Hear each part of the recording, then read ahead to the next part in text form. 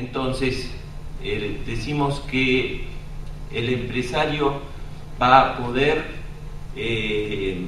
va a dialogar. Con ese diálogo incorpora información. Cuando hablamos de información dispersa, necesariamente tenemos que admitir que esa información dispersa supone conocimientos particulares. Es decir, tenemos que admitir que existe la posibilidad del conocimiento particular y además de la posibilidad del conocimiento general de la ciencia. Y por otra parte, en esta etapa de consejo y deliberación, el empresario lleva a cabo una búsqueda, es decir, una búsqueda o inquisición. Una búsqueda o inquisición que se da en el producto. El empresario debe ser capaz de distinguir, desde el punto de vista de la ciencia, tiene que ser capaz de distinguir un producto si es bueno. Por ejemplo, esta silla, si la puede vender o no la puede vender. Saber distinguir cuándo un producto es bueno. Saber distinguir, o sea, el conocimiento concreto de las cosas, de las circunstancias, del mercado. Nunca la ciencia económica debe infravalorar el cúmulo de conocimientos particulares y concretos de que se ha pertrechado el empresario para el ejercicio de la acción humana. Estamos entonces en la primera parte, que es la del juicio, la de la deliberación o consejo. Pasamos a una segunda parte, que es el juicio. O sea, una vez que el empresario ha adquirido todos estos conocimientos, tiene todos estos conocimientos en la memoria, tiene que llegar a una solución concreta para el caso concreto. Es decir, por ejemplo, supongamos que el empresario es un mueblero de la ciudad de Esperanza, que ha entrado en contacto por una feria. Estamos hablando de circunstancias concretas, mudables, particulares y por lo tanto no aplicable la ciencia sino la prudencia. Y se pone en contacto con una persona de Mendoza que puede ser un proveedor. Entonces, al ponerse en contacto con el proveedor, tiene que tomar una decisión sobre comprar o no comprar el producto. Primero va a viajar, es muy posible que él viaje o mande una persona de confianza, por lo tanto tiene que poder conocer a la persona, tenemos que admitir la posibilidad de conocimiento particular, conocer a esa persona para que sea de confianza, lo pueda enviar y en definitiva la persona esta va a ver el producto, va a hablar con el proveedor, va a ver la fábrica, va a ver qué posibilidades hay de entablar una relación comercial y en definitiva el empresario, en base a todos estos conocimientos, va a tener que tomar una decisión. Es decir, el empresario tiene que tener un buen razonamiento, un razonamiento cuerdo, mesurado, no improvisado ni precipitado, en el que el hombre pone todo su esfuerzo en orden a conseguir un bien y evitar un mal, o evitar un mal. Y entonces llega a una conclusión o a un juicio, ¿sí? A un juicio. Voy a comprar tantas sillas, 5 sillas, a este proveedor, supongamos. Y lo voy a hacer de la siguiente forma. Le voy a pedir que pagaré la mitad y le voy a pedir que me financie la otra mitad. Y voy a usar como transportista a una determinada persona que yo conozco de acá de Esperanza y por lo tanto la que tengo confianza que me va a hacer bien el trabajo. Entonces llegó a un juicio, ahora pasa al imperio, es decir, estudiamos en primer lugar la deliberación o consejo, después pasamos a estudiar en la acción prudente el tema del juicio y ahora pasamos al imperio. De las tres, nos dice Santo Tomás, la más importante es el imperio. Es decir, lo más importante es que la acción se lleve a cabo. Mises nos dice que le falta presencia de ánimo al que permanece en la deliberación y consejo y nunca se decide por llevar la acción a cabo. Es decir, peca en última instancia por la inconstancia el que, permaneciendo en la deliberación o el juicio, nunca se lleva a cabo la acción porque le falta imperio, ¿sí? Y este imperio supone saber determinadas cosas, que la certeza que acompaña al prudente nunca va a ser tanta como para que exima de todo cuidado. Eso significa que el prudente, el empresario prudente, va a poner en su oficio el cuidado y en la dedicación de horas de trabajo. Por ahí alguna persona se pregunta, pero si esa persona tiene plata, ¿por qué no se dedica a descansar y deja que otra persona le maneje los negocios?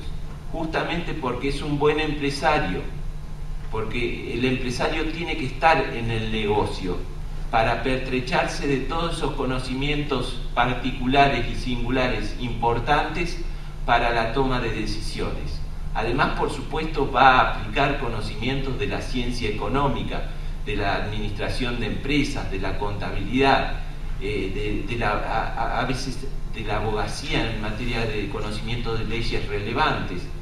Pero lo que quiero decir es que la certeza que acompaña la prudencia no es la certeza de la ciencia. No estamos acá en el terreno de la ciencia, estamos en un terreno que está entre la mera opinión y la ciencia. Es decir, no es opinión. Si nosotros dijéramos la actividad del empresario y del consumidor es una simple opinión, no podríamos fundar intelectualmente la actividad del empresario y del consumidor para decir, bueno, pero la actividad que realiza esta persona en realidad no es por suerte, sino que existe detrás un aprendizaje y unas ciertas condiciones por las cuales, digamos, está en el lugar que está.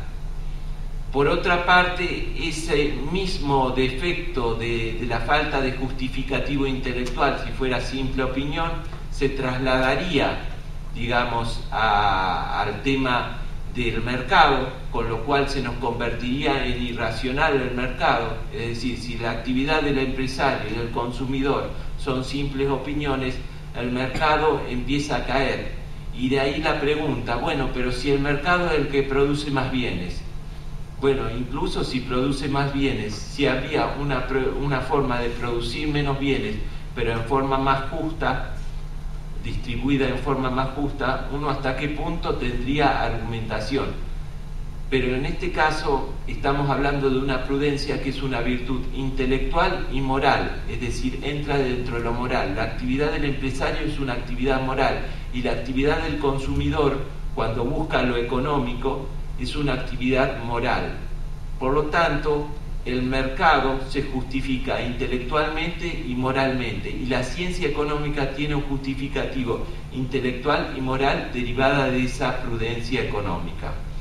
Y decimos que la certeza nunca es tanta que evite de todo riesgo, y que en un determinado momento el prudente tiene que asumir un cierto riesgo y hay un cierto salto al vacío. Es decir, el empresario, al tomar la decisión, sabe que hay una cuota de incertidumbre, es decir, esa cuota de incertidumbre siempre va a acompañar la actividad empresarial. De ahí que algunos digan, bueno, pero la actividad empresarial es especulación. No, en realidad especulación, hay una parte de especulación, pero en realidad, digamos, o de incertidumbre, pero en realidad hay una virtud o un hábito que dice que esa persona es la mejor capacitada para ocupar ese puesto.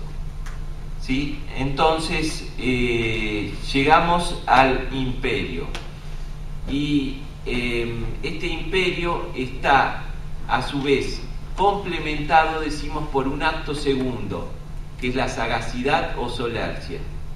La sagacidad o solercia es la capacidad de mudar la decisión frente a un cambio de circunstancias. Por ejemplo, me enteré por una buena fuente que el posible proveedor de Mendoza va a caer en bancarrota. Cambio la decisión inmediatamente. O me enteré de que otro comerciante de la zona ha adquirido muebles similares a los que voy a adquirir, pero en realidad, va a saturar el mercado porque es a menor precio. Entonces cambio la decisión. La sagacidad es la capacidad de cambiar la decisión, digamos, y adaptarla.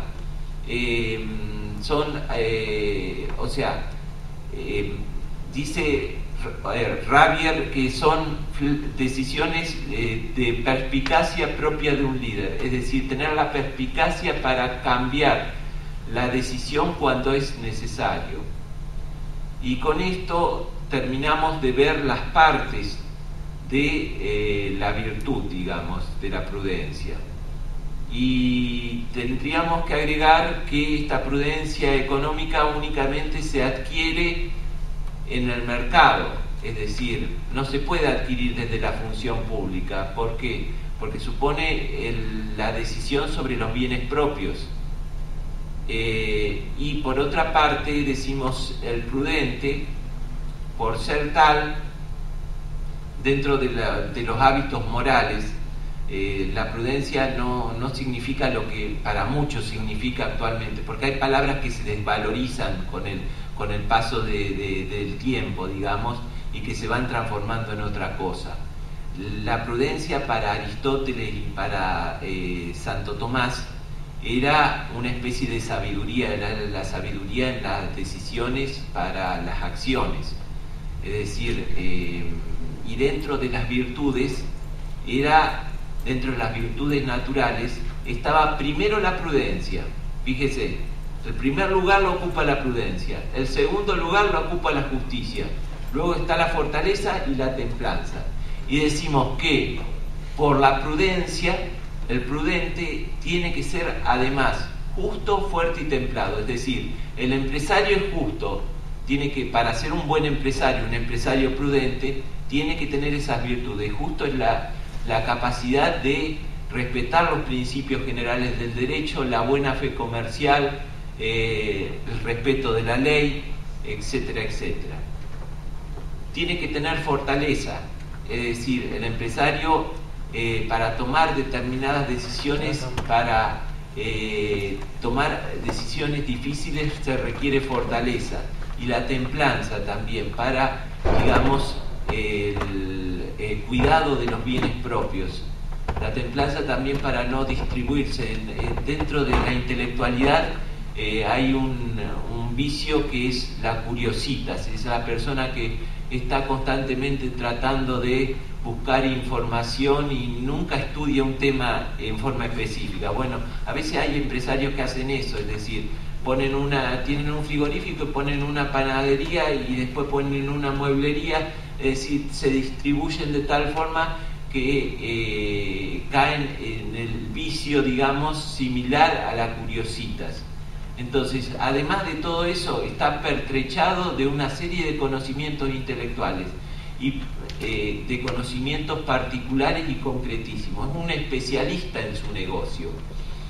Y por ser un especialista en su negocio, es una persona que ocupa un lugar insustituible, es decir, ocupa un lugar, el lugar que le corresponde dentro de la empresa, digamos. Y por eso podemos decir que, en cierto sentido, la prudencia es una sabiduría por metonimia, decía Santo Tomás. O sea, la sabiduría en materia de las cosas humanas. Sabiduría es, digamos, el máximo de conocimiento, el sabio.